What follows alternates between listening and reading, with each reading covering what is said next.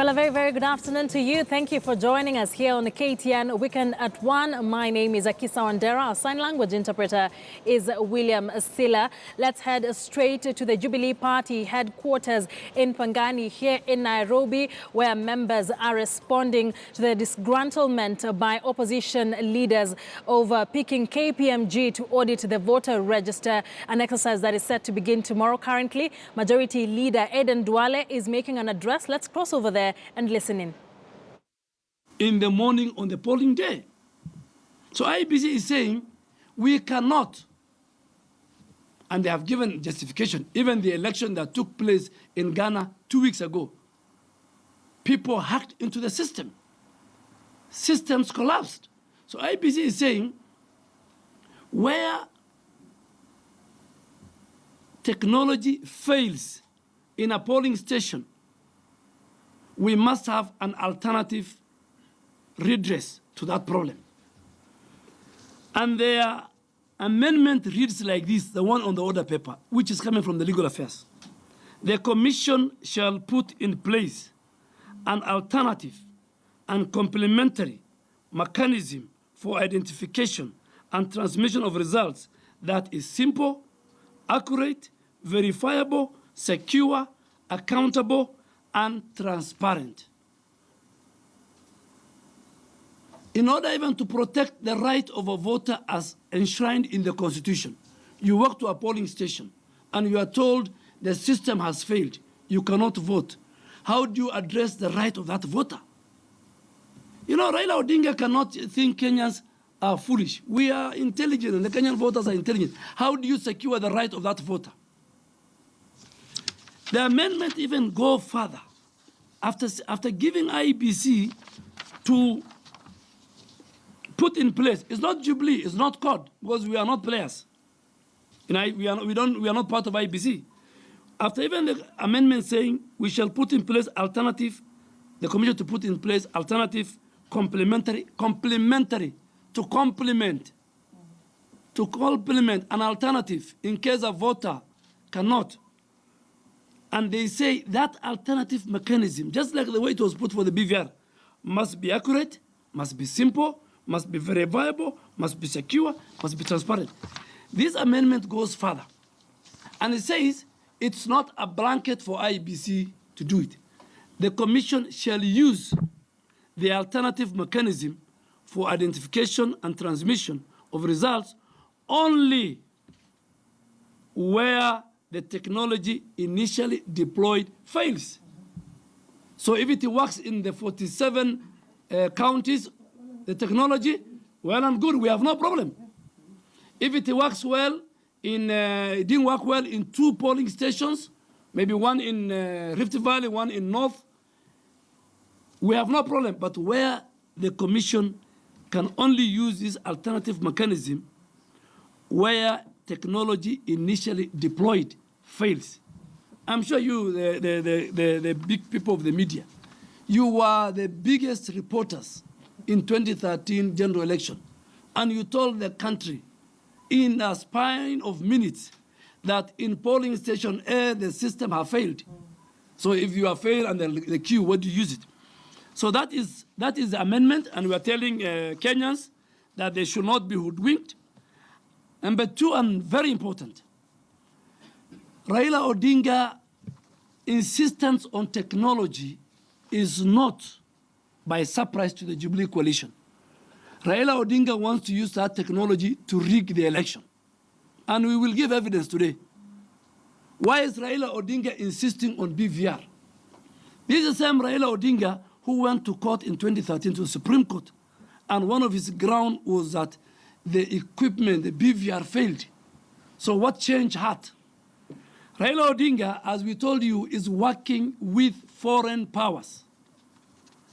And we have written to the CEO of IEBC this morning that the presence of one Michael Yard, he is a chief of party.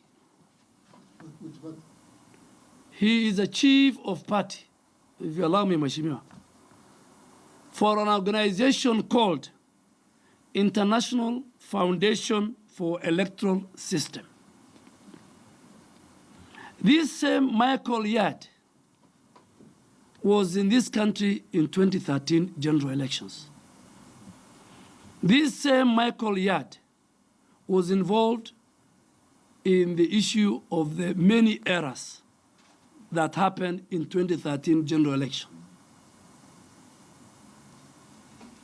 This Michael Yard is not a staff of IEBC. So we are challenging IEBC, what is the role of Michael Yard, who he works for, what does he do, and we were asking IEBC that we don't want to see Michael Yard anywhere close and around IEBC and its function and its preparedness for 2017 general election. Number two, and more important, we will ask the chair of the Legal Affairs Committee tomorrow to write to IEBC and IEBC to provide to the people of Kenya all the resources they have received from the donor and foreign governments, bit by bit, how much they have received from USAID, how much they have received from UNDP, how much they have received from Norwegian governments, Denmark and or the likes, and Norway. Two, and more fundamentally, how many, the names and the particulars of the people seconded by these organizations to IEBC. Those names and those resources must be tabled before the National Assembly. We must have them on Tuesday afternoon. We will ask, and we are writing to the chair of Legal Affairs Committee, the only committee that oversights the operation of IEBC. So Michael Yard is part of the scheme. And I have met myself, Honorable Duale. I attended a meeting of IEBC on technology with my colleague, the leader of minority, Honorable Nyenze, about 3 weeks ago. And I can confirm to the country, Michael Yard was present in that meeting, and I asked for what he's doing there, and I was told he works for his organization. Now we can confirm. This Michael Yard he purports to be a Canadian, but he's an American, and Michael Yard is part of the grand scheme to use technology to rig in Raila Odinga, because Raila Odinga believes that he cannot get the numbers, so he has to use foreign mercenaries and ultimately become a puppet president, which the people of Kenya refused in 2013 and 2014.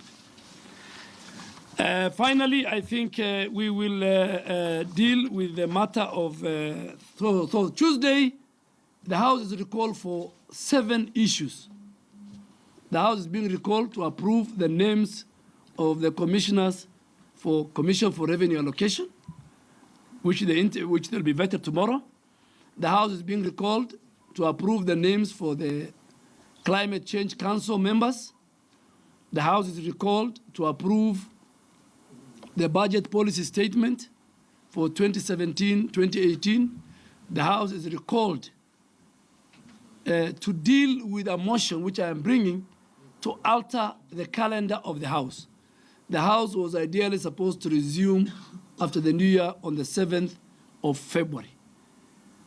The House leadership and the Speaker, in our honest opinion, realized that we have more to deal with before we face quorum hitch in March and April. So we are recalling the House earlier on the 21st of January 2017.